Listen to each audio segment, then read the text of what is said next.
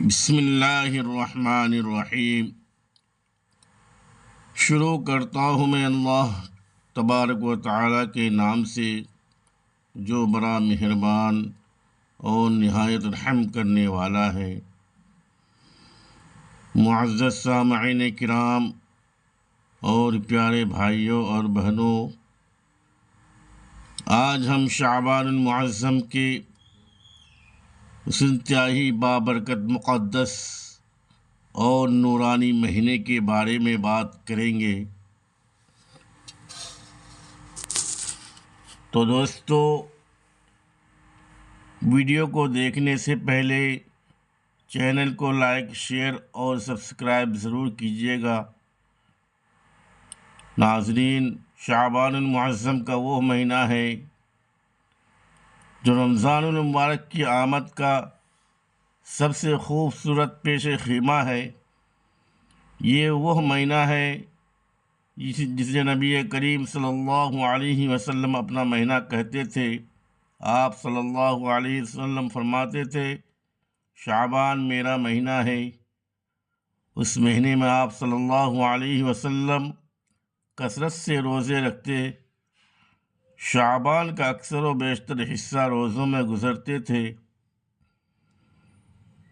آپ صلی اللہ علیہ وسلم کی یہ عادت مبارکہ اس لیے تھی کہ آپ صلی اللہ علیہ وسلم کے اعمال اللہ تبارک و تعالیٰ کی بارگاہ الہی میں زیادہ تر حصہ روزے دار کی حالت میں پیش ہوں۔ رمضان المبارک کی پوری تیاری مکمل ہو اور دل رمضان کے لیے تیار ہو جائے۔ اس پاک اور بابرکت مہینے میں صدقہ کی ادائیگی کی فضیلت بہت زیادہ بڑھ جاتی ہے۔ صدقہ صرف پیسہ یا مال دینے کا نام نہیں، بلکہ یہ اللہ رب العزت کے نزدیک وہ بابرکت عمل ہے جو مصیبتوں کو روکتا ہے، گناہوں کو مٹاتا ہے، رزق میں برکت لاتا ہے اور زندگی کو سکون سے بھر دیتا ہے۔ نبی اکرم صلی اللہ علیہ وسلم کی حیات طیبہ میں دو ایسے عظیم جلیل القدر اور بے پناہ محبت و فضیلت والے صدقات تھے جو آپ صلی اللہ علیہ وسلم کی مستقل سنت تھے، اور اللہ تبارک و تعالیٰ کی بارگاہ الہی میں سب سے زیادہ محبوب اور پسندیدہ تھے۔ ان دونوں صدقات کو ادا کرنے کے لیے نہ تو بڑی دولت کی ضرورت ہے، نہ مال کا انبار، بلکہ یہ مالی خرچ کے بغیر بھی مکمل طور پر ادا کیے جا سکتے ہیں۔ امیر ہو یا غریب، بادشاہ ہو یا فقیر، ہر شخص انہیں اپنی روزمرہ زندگی کا حصہ بنا سکتا ہے۔ پہلا عظیم ترین صدقہ وہ ہے جو دوسروں کی خطاؤں کو اور غلطیوں کو اور ظلم کو اللہ تبارک و تعالیٰ کے لیے معاف کرنا اور درگزر کرنا۔ یہ صدقہ دل کی وسعت، کشادگی اور اللہ کی رضا کا نام ہے۔ اللہ تبارک و تعالیٰ خود غفور الرحیم اور رحم کرنے والا ہے۔ وہ اپنے بندوں کو بار بار معاف فرماتا ہے۔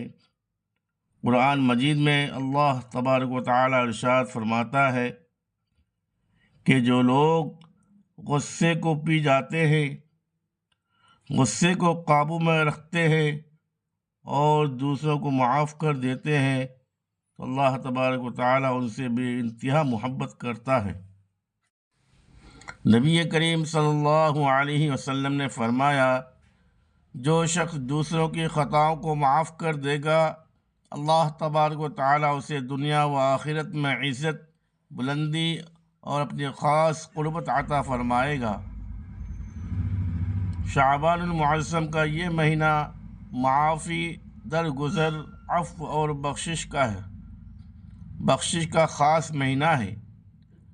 جب ہم دل سے نفرت، کینہ، حسد و بغض اور انتقام کی آگ بجھا کر کسی کو معاف کر دیتے ہیں تو اللہ تبارک و تعالی ہمارے گناہوں کو بخش دیتا ہے اور دل کا بوجھ ہلکا ہو جاتا ہے، چہرے پر نور کی تازگی آ جاتی ہے اور رحمتیں موسلادھار بارش کی طرح نازل ہوتی ہیں۔ ایک مشہور واقعہ ہے کہ ایک شخص شدید مجبوریوں، کاروباری نقصانات، قرضوں کے بوجھ اور لگاتار بیماریوں میں گھرا ہوا تھا۔ وہ پریشان حال تھا، زندگی اس کے لیے عذاب بن چکی تھی۔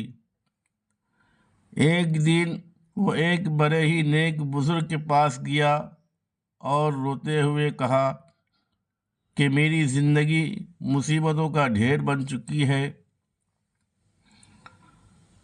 بزرگ نے پیار و محبت سے ارشاد فرمایا، بیٹا، شعبان کا مہینہ آنے والا ہے، اس مہینے میں 2 خاص صدقات ادا کرو۔ پہلا صدقہ یہ ہے کہ جو لوگ تم پر ظلم کر چکے ہیں، جنہوں نے تمہیں تکلیف دی ہے، ان سب کو اللہ تبارک و تعالیٰ کے لیے خلوص دل سے معاف کر دو۔ اس شخص نے دل سے یہ عہد کیا اور معاف کر دیا۔ چند دنوں بعد ہی اس کی زندگی میں عجیب سکون اور برکت آ گئی، رزق میں آسانی ہوئی اور پریشانی دور ہوئی۔ معاف کرنا صرف دوسروں کے لیے رحمت نہیں، بلکہ سب سے پہلے اپنے لیے سب سے بڑا قلبی سکون اور ذہنی اطمینان ہے۔ جن گھروں، خاندانوں اور معاشرہ میں معافی اور درگزر کا کلچر رائج ہوتا ہے، وہاں محبت و الفت اور برکت خود بخود نازل ہوتی ہے۔ شعبان کے اس بابرکت مہینے میں یہ پختہ ارادہ کریں کہ ہم اپنے دل میں کسی کے لیے بھی نفرت یا انتقام نہیں رکھیں گے، بلکہ ہر ایک کو اللہ تبارک و تعالیٰ کے لیے معاف کر دیں گے۔ یہ عمل اللہ تبارک و تعالیٰ کو اتنا محبوب ہے کہ وہ ایسی رحمتیں اور برکتیں نازل فرماتا ہے جن کا ہم نے کبھی تصور بھی نہیں کیا۔ دوسرا عظیم ترین صدقہ وہ ہے صبر کرنا۔ صبر بھی ایک عظیم ترین بابرکت اور روحانی صدقہ ہے جو دل نفس اور جذبات کا سب سے قیمتی اور نادر عطیہ ہے۔ جب کوئی شخص کسی تکلیف یا غم یا کسی مالی نقصان، بیماری، ظلم یا کسی بڑی آزمائش میں زبان سے شکوہ نہ کرے، دل میں مایوسی نہ لائے، بلکہ اللہ تبارک و تعالیٰ کی تقدیر پر راضی رہے اور خوشی سے قبول کر لے، تو یہ صبر اللہ تبارک و تعالیٰ کی بارگاہ الہی میں انتہائی گراں قدر صدقہ شمار ہوتا ہے۔ نبی کریم صلی اللہ علیہ وسلم کی پوری حیات طیبہ صبر کی زندہ اور تابناک مثالوں سے بھری پڑی ہے۔ بچپن میں یتیمی اور تنہائی، جوانی میں غربت اور تنگ دستی، نبوت کے اعلان کے بعد مکہ والوں کا شدید ظلم و استبداد اور سنگ باری، طائف میں پتھروں کی وحشیانہ بارش جس سے مبارک جوتا خون سے بھر گیا، پیاری بیٹی حضرت زینب اور دیگر اولاد کے انتقال کے بعد ہر موقع پر آپ صلی اللہ علیہ وسلم نے صبر کا دامن تھاما، بد دعا نہ کی بلکہ ہدایت اور خیر کی دعائیں مانگی۔ اور طائف کے واقعے میں جب جبرائیل علیہ السلام نے پہاڑوں کو آپ کے اشارے پر کچل دینے کی پیشکش کی تو آپ صلی اللہ علیہ وسلم نے فرمایا نہیں میں چاہتا ہوں کہ اللہ تبارک و تعالیٰ ان کی اولاد میں سے ایسے لوگ پیدا کرے جو اللہ تبارک و تعالیٰ کی عبادت کرے۔ یہ اعلیٰ درجے کا صبر جمیل تھا جو اللہ تبارک و تعالیٰ کو سب سے زیادہ محبوب اور پسند تھا۔ قرآن مجید میں اللہ تبارک و تعالیٰ بار بار ارشاد فرماتا ہے کہ صبر کرنے والوں کو بغیر حساب کے لامحدود اجر دیا جائے گا۔ شعبان کے اس مقدس بابرکت مہینے میں جب کوئی ہمیں تکلیف دے، ستائے یا ظلم کرے تو بدلہ لینے، گالی دینے یا شکایت کرنے کے بجائے صبر کا یہ عظیم صدقہ پیش کریں۔ یہ نفس پر بہت مشکل لگتا ہے مگر اس کا اجر بے انتہا ہے اور لامحدود ہے۔ معزز سامعین کرام، یہ دونوں صدقات معافی اور صبر مالی صدقہ سے بھی بلند مرتبہ رکھتے ہیں، کیونکہ ان کے لیے ایک پائی بھی خرچ نہیں کرنا پڑتا ہے۔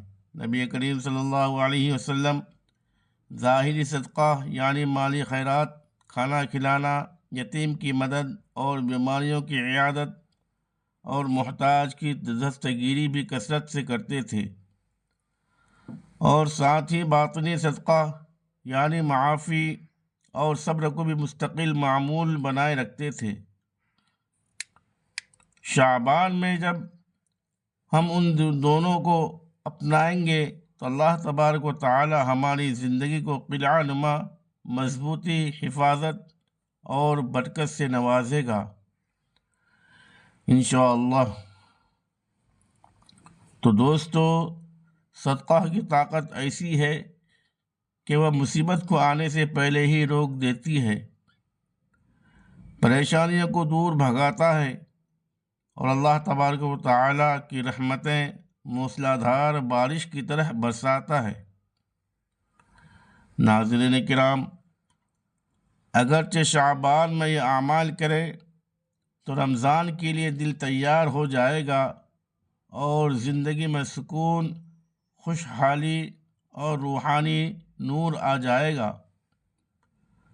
آخر میں اللہ تبارک و تعالیٰ سے دعا کرے کہ اس شعبان المعظم کے مہینے میں صدقہ کرنے کی توفیق عطا فرمائے اور حضور صلی اللہ علیہ وسلم کے نقش قدم پر چلنے کی توفیق عطا فرمائے۔